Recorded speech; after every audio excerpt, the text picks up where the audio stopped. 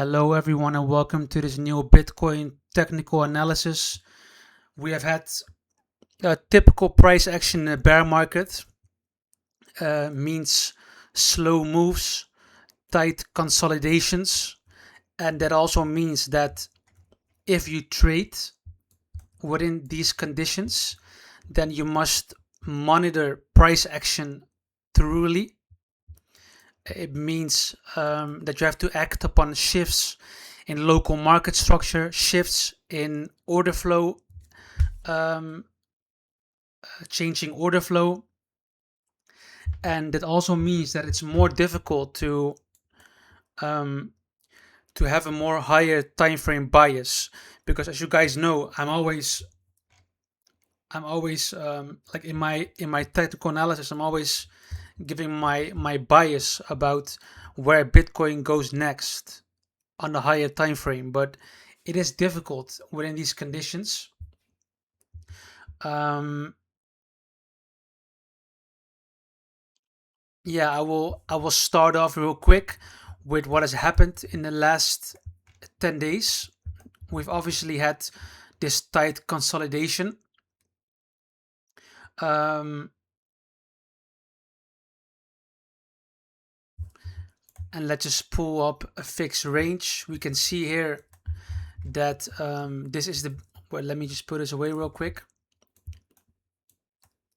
We have this range right here, this higher time frame range, and then we lost it, and then we started consolidating within this smaller range, and that means that Bitcoin, this is really a sign of exhaustion from sellers, because if we zoom out on a higher time frame, we can clearly see that Bitcoin has a lot of difficulties breaking out of this range. This whole zone here is very strong support. If we lose this zone of support, then price will break down to then we will fill this whole gap. As you guys can see, this is clear support, right? This whole zone, and this zone of support is the range low of this whole consolidation, right? And therefore we can see here on a lower time frame exhaustion from sellers. Price has a lot of difficulties going down. I will show you more signs of this in a moment, but if price breaks down out of here, then we will if price loses this support, then we will most likely fill this whole gap, and then next target will be this area. So therefore we can see, because this is a big support area, that Bitcoin is exhausting sellers right now. And if we look at the order flow right here, or we zoom out, then we can also see extreme bullish divergences, right? We have had strong bullish divergences, which helped a lot with these smaller time frame trades. How do you say this? In theory, the bullish divergences are invalidated right now because the low has been taken, but based on this data right here, we can clearly conclude that that sellers are being absorbed heavily. There are a lot of limit buys being filled in this area.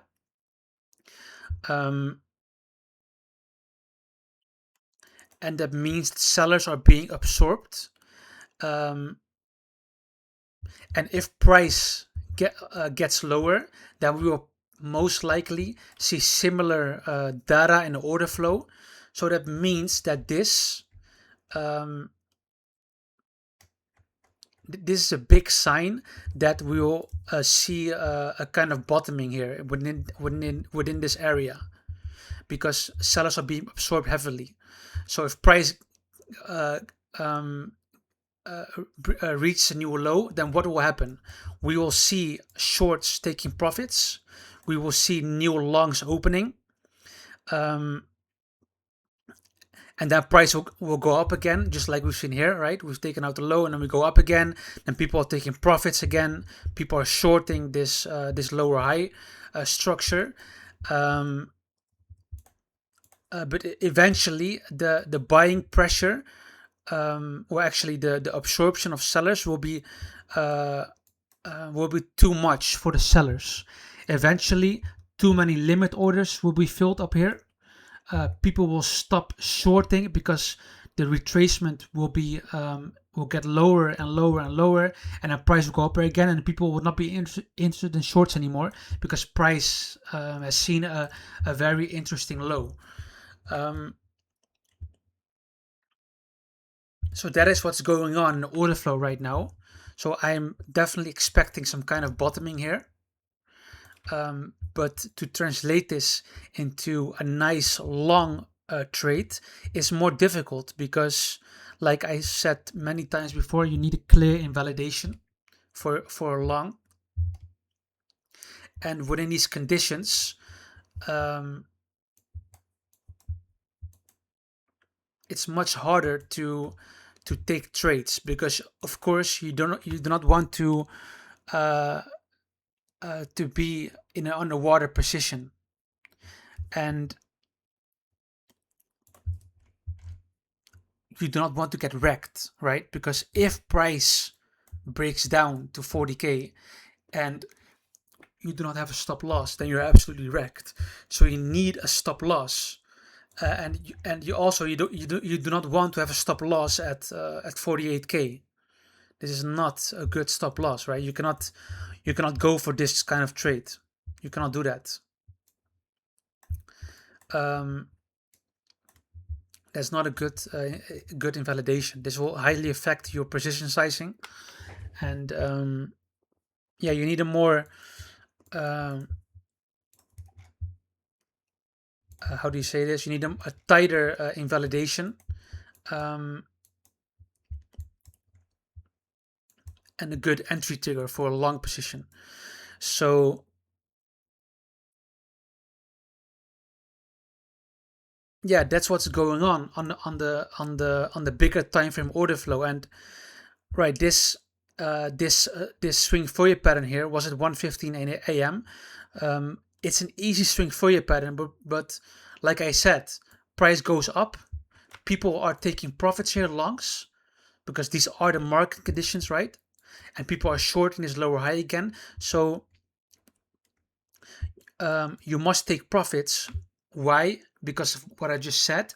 But the second reason why you must take profits is because we haven't seen a sign of strength yet. If we're looking here at the lower time frame consolidation, then you can clearly see that the value area of this consolidation is at around 59.2k. So as long as this area has not been claimed as support, then we have not seen a sign of strength yet. So we can see here, like based on the on this volume profile here, we can see that the value area low was placed here at 58.7k, but technically the value area low is here. Why? Because you can clearly see that the high volume nodes start here, right? This is a low volume deviation area, kind of deviation area, and as long as price does not reclaim the value area low, the value area of the range, then we have no sign of strength. Should price claim this value area low, then the next target is the value area high of this consolidation, and that is this area. So you really have to look at from level to level. And there were some very nice trades. If price goes up here and I see a bearish market structure here, that's why I said within these conditions, then you have to um, change your bias accordingly based of the change in local market structure and based on the change in order flow. And um, and that's what we have seen in the past 2 weeks, right? Price had a lot of difficulties breaking out of this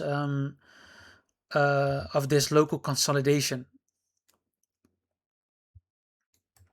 Now we also have to look at context. If price goes down here and then we go up, and um, for example, this move up is uh, is based on a short squeeze, no longs to be liquidated on the long side, right? What if we go up here and this was a short squeeze and a price gets up here and we see bullish divergences developing here, then that is a motive for price to go higher. Why? Because then there's no long side liquidity to be taken, and new short side liquidity will will appear, which gives a motive for price to go higher. Then bigger players will not take the short because they know bullish divergences are forming here and there's no long side liquidity to be taken. So therefore the moves are very technical. It's really um,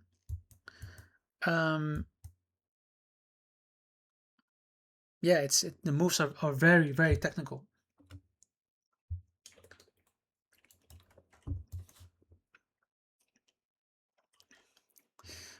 So for me to, like I said in my previous video, right? I will let you guys know if I enter the swing long. I have taken longs here, but I was not confident enough to say, okay, guys, I'm in a swing long because these conditions are extremely hard. If I take this long here, right, like I will show you a very nice trade which I've taken. So this one right here, right? I was almost stopped out, by the way. Let me just go to the 30 minutes.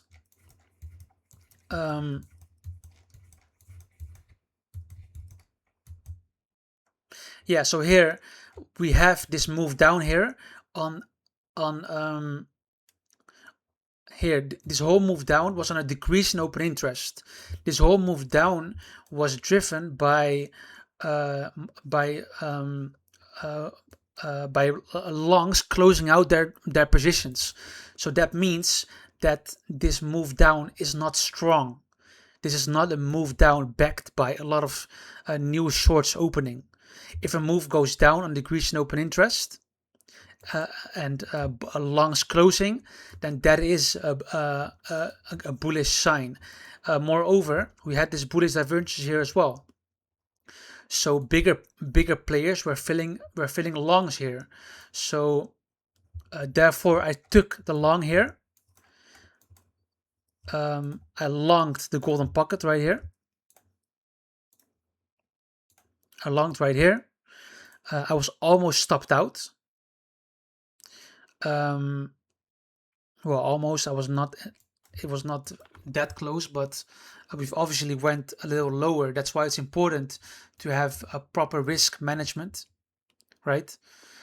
Because if you over leverage here on a trade and price goes down heavily, like almost 1%, then if you let your emotions take the overhand, then some people close out their positions. Um, yeah, people will start acting without based on emotion. So yeah, I've taken this long here based on this support, based on the order flow, and the price went up here, took out the high, right? Took out the high here on again on the short squeeze here. Um,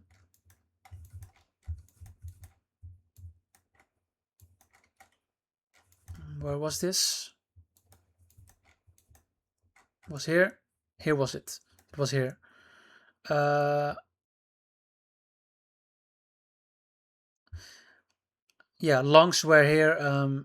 I'm sorry, shorts were stopped out, and then you had a short opening here, and to be honest, I did not short that because whenever I see like the first bearish sign is people being stopped out, right?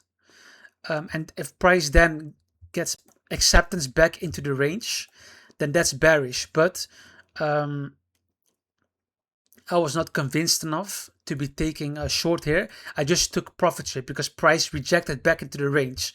So a visible sign of weakness is obviously if price takes out the high here of this consolidation and then it gets back into the range, right? That's a visible sign of weakness. But I did not take the short because there were no bearish diverges here because people were shorting this. And I was not convinced enough with the market structure. But when price got acceptance within the value area, here within the value area, so price got back in the value area here, right? Because we had this price action back then, was here. And as you guys know, like if you look at the volume nodes here, then you can see, right, the value area high was here and we actually rejected right off the value area high. But in my opinion, this was the value area high because you can clearly see that this is like the zone of high volume nodes, and here it gets significantly lower. So in my opinion, and also based on this structure here, the value area high was here.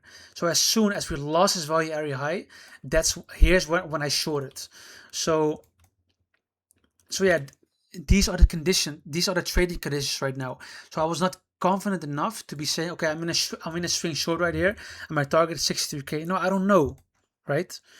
I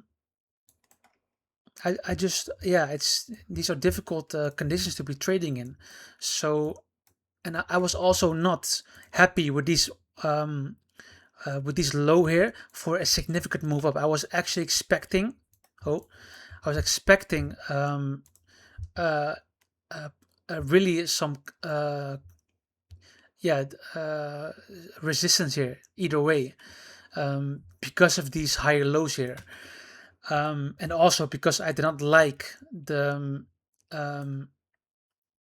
retracement. I think that the price has to retrace more, so that enough long positions will close. So yeah, that's, and in my opinion, this is still the case. I am not happy with this small wick. I think price will go lower. I really want to see a nice wick, with a significant decrease in open interest, and then I will say, okay, that will be like an entry trigger for me for long.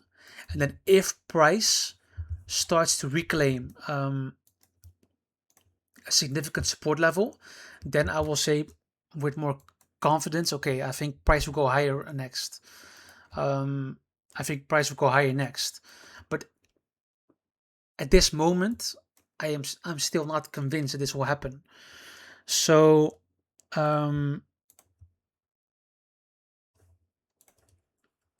yeah, that's my opinion right now. I do not like this structure, right? We have not claimed anything significant yet. We've rejected of the value area low right here. It was a nice short, to be honest, but too early, 4 a.m. Also this long, I missed this long as well. 1:15 a.m. swing Fourier pattern. You take out the lows. You go on a decrease in open interest, right? On a decrease in open interest. Right here. No. Yeah, right here. Decrease in open interest. Longs out. And then the visible reaction. We get a reaction here. And then you have an easy trade, to be honest. Stop loss under a low. A target value area low, point of control. The first target actually these highs, right? For a scalp long. This high is TP1, TP2, and then stop loss entry.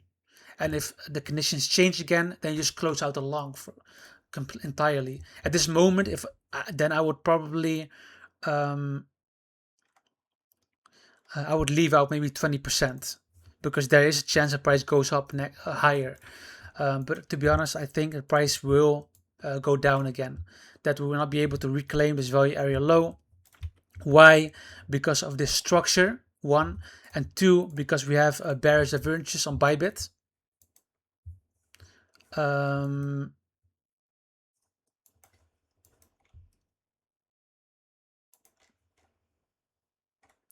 I thought there were bearish divergences here. No,